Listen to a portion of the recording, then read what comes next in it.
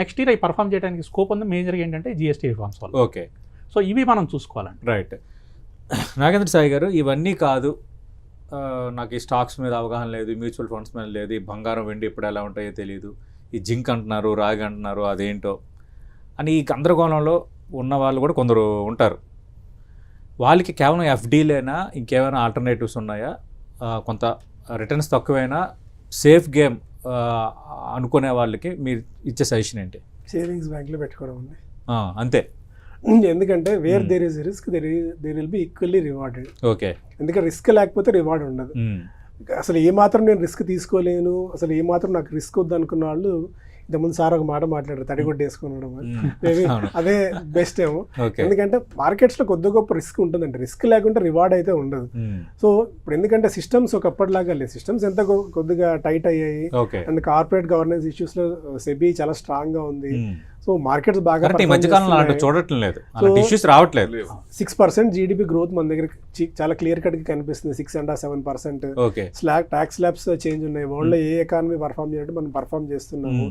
GST ప్రతి సంవత్సరం ప్రతి నెల దాదాపు 2 లక్షల కోట్ల రూపాయలు జిఎస్టీ రూపంలో మనకు వసూళ్లు అవుతున్నాయి. మ్యూచువల్ ఫండ్స్ రూపంలో డబ్బులు వస్తున్నాయి. అన్ని పాజిటివ్స్ ఉన్నాయి మనకి. సో ఇన్ని పాజిటివ్స్ తెలిసి మనకు మంచి గ్రోత్ ప్రాస్పెక్ట్స్ లో మనం ఉన్నాము. మన కంట్రీ గ్రో అవుతుందంటే మన కంట్రీతో పాటు కూడా మనం కూడా గ్రో అవుతానే యాజ్ సిటిజన్ ఆఫ్ కంట్రీగా మనం రివార్డ్ అవుతాం. లేదు భయపడుతున్నామంటే అసలు ఎప్పటికీ మనం మార్కెట్స్ లో కాదు, మన లైఫ్ లో కూడా సక్సెస్ అనేది మనకు ఉండదు. సో రియల్ ఎస్టేట్ ని డిఫరెంట్ గా చూడాలి, గోల్డ్ ని డిఫరెంట్ గా చూడాలి, ఈక్విటీ మార్కెట్స్ కూడా డిఫరెంట్ గా చూడాలి. సో 12 to 15% ఈ సంవత్సరం మనం రిటర్న్స్ ఎక్స్పెక్ట్ చేయొచ్చు. ఇంత ముందు వాళ్ళిద్దరు చెప్పినట్టు నేను బిఎఫ్ఎస్ అంటే బ్యాంకింగ్ ఫైనాన్షియల్ సర్వీసెస్ వైపే నా కాన్సన్ట్రేషన్ కూడా. ఎందుకంటే ఇండియా గ్రో అవుతుంది, ఎకానమీ గ్రో అవుతుంది అంటే directly banking and financial services sector కూడా గ్రో అవ్వాలి, గ్రో అవుతుంది. అండ్ ఫార్మా ముందు నుంచి, ఎందుకంటే ఏ సెక్టార్ ఎలా ఉన్నా కూడా ఫార్మా గ్రోత్ అయితే కంటిన్యూస్ గా ఉంటుంది. అండ్ రైల్వేస్ అండి, అంటే గతంలో కూడా నేను నా ప్రోగ్రామ్స్ రెగ్యులర్ గా చెప్తూ ఉంటాను, రైల్వేస్ కి గతంలో ఎప్పుడూ లేనంత బడ్జెట్ కేటాయింపు జరుగుతుంది. దాదాపు 1.5-2 లక్షల కోట్ల రూపాయలు క్యాపెక్స్ పెట్టుకుంది సెంట్రల్ గవర్నమెంట్.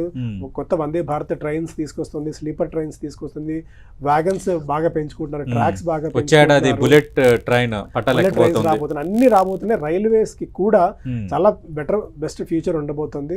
రైల్వేస్ కూడా దృష్టి పెట్టమంటాను. ఇంతకుముందు వెంకట్ గారు అన్నట్టు consumption related themes like white goods అంటే ఇప్పుడు ఏసీ రిలేటెడ్ స్టాక్స్ కానివ్వండి, లేదంటే రెఫ్రిజిరేటర్స్ కానీ, గ్రోత్ మన ఎకానమీ గ్రోత్ అంటే ఆటోమేటిక్గా ఈ సెక్టార్ అంతా కూడా గ్రో అవుతూ ఉంటుంది. కన్సంప్షన్ బయట ఫుడ్ ప్యాటర్న్స్, ఇప్పుడు మన పిజ్జాలు కానీ, బర్గర్స్ కానీ, ఇలాంటి ఫుడ్ అవుట్లెట్స్ కూడా గ్రో అయ్యే ఛాన్సెస్ ఉన్నాయి. Movie related stocks, exhibition related stocks కానీ, కన్సంప్షన్ ఏవైతే మనం బయట డబ్బులు సంపాదించడంతో పాటు బయటకు వెళ్ళి డబ్బులు ఖర్చు పెట్టేటప్పుడు ఏవైతే కన్సంప్షన్ థీమ్స్ ఉంటాయి అవన్నీ. అండ్ మేజర్గా ఇప్పుడు ఏంటంటే ఇండియాలో యాజ్ ఆఫ్ నో సిప్ చేసేవాళ్ళు 8 కోట్ల మందే ఉన్నారు. అంటే ఇన్ని కోట్ల మంది పాపులేషన్ లో మనకి సిప్ అకౌంట్స్ 8 crore అకౌంట్స్ మాత్రమే ఉన్నాయి. సో ఈ ఏఎంసీస్ అంటే అసెట్ మేనేజ్మెంట్ కంపెనీస్ కూడా లీప్స్ అండ్ బౌండ్స్ ఇక్కడ నుంచి పెరిగే ఛాన్సెస్ ఉన్నాయి. Wealth management companies like Anand Rathi కానీ, మోతీలాల్ ఓస్వాల్ కానీ, ఇలాంటి కంపెనీస్ కూడా, వెల్త్ మేనేజ్మెంట్ కంపెనీస్ కూడా చాలా స్ట్రాంగ్ గా గ్రో అయ్యే ఛాన్సెస్ ఎక్కువగా ఉన్నాయండి. అది 2026 కావాల్సిన అవసరం లేదు.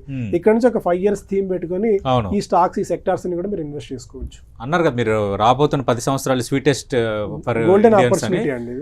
ఖచ్చితంగా రైట్. ఇక ప్రభు గారు, ఇదంతా ఒకటి అయితే ఈ మధ్యకాలంలో గత 2 సంవత్సరాల నుంచి క్రిప్టో కరెన్సీ మీద ఊరికి ఒక చర్చ జరుగుతుంది. క్రిప్టో కరెన్సీలో పెట్టుకుంటే ఇంక బిందాస్గా ఉండొచ్చు, తిరిగిలేని రిటర్న్స్.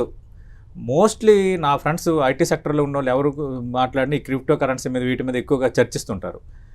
ఈజ్ ఇట్ సేఫ్ నా క్రిప్టో కరెన్సీ మీద పెట్టొచ్చా? దానికి కొన్ని లైబిలిటీస్ ఏంటి చెప్తారా? వద్దంటానండి. మనకి పార్లమెంట్లో బిల్ పాస్ అయిన తర్వాత, ఎక్స్చేంజ్లో వచ్చిన తర్వాత దాన్ని కంట్రోల్, శీతకం నుండి కంట్రోల్లో ఉన్నప్పుడు పెట్టుకోవడం మంచిది. రైట్. ఇప్పుడు ఆన్లైన్లో ఓపెన్ చేస్తాం, ఇప్పుడు యాప్లు చూస్తున్నాం కదండి, ఆన్లైన్ వస్తున్నాయి, వేసేటప్పుడు వెళ్తాయి. మంగళగిరి పానకాల స్వామికి పోసినట్టు పోయాల్సిందే, మళ్ళీ వెనక్కి వచ్చేదిలే. సో అట్లా చేసిన మనకు అవసరమైనప్పుడు తీసుకుందాం అంటే ₹1 బయటకు రాదు. సో యాప్లన్నీ చాలా యాప్లు ఉన్నాయి. ఈ మధ్య మోతీలాల్ డూప్లికేట్ యాప్ కూడా వచ్చింది, ఇమీడియట్ గా ఇది చేశారు. సో అట్లా ఎక్కువ డిజిటలైజేషన్ అయిన తర్వాత కొంచెం జాగ్రత్తగా ఉండాలి. సో మనకు తెలిసిన వాళ్ళు తెలిసిన దాంతో వెళ్తామే బెస్ట్. సో పార్లమెంట్ లో బిల్ పాస్ అయిన తర్వాతే చేయమంటాను. సో ఆన్లైన్ చేస్తే మరి ఏమన్నా ఇఫ్ ఎనీథింగ్ గోస్ రాంగ్ ఎవరిని అడుగుతామండి, వాళ్ళు ఎక్కడ ఉంటారో తెలియదు. ఛాన్స్ లేదు. సో డెఫినెట్ గా వద్దంటాను. ఒకవేళ లేదు ఇంత పెరుగుతుంది, ఇప్పుడు ప్రెసిడెంట్ గారు వచ్చిన తర్వాత బాగా పెరిగింది, సో నాకు ఏదైనా ట్రైల్ వేయాలని అనిపించింది అనుకోండి ఎవరికైనా, చిన్న సజెషన్, మీకు ఈక్విటీలో కానీ మ్యూచువల్ ఫండ్స్ లో కానీ ఇన్వెస్ట్మెంట్ చేసినప్పుడు దాంట్లో వచ్చిన ప్రాఫిట్ లో ఒక 5-10% ట్రైల్ చేయండి. అది వస్తే వచ్చింది, పోతే పోయింది.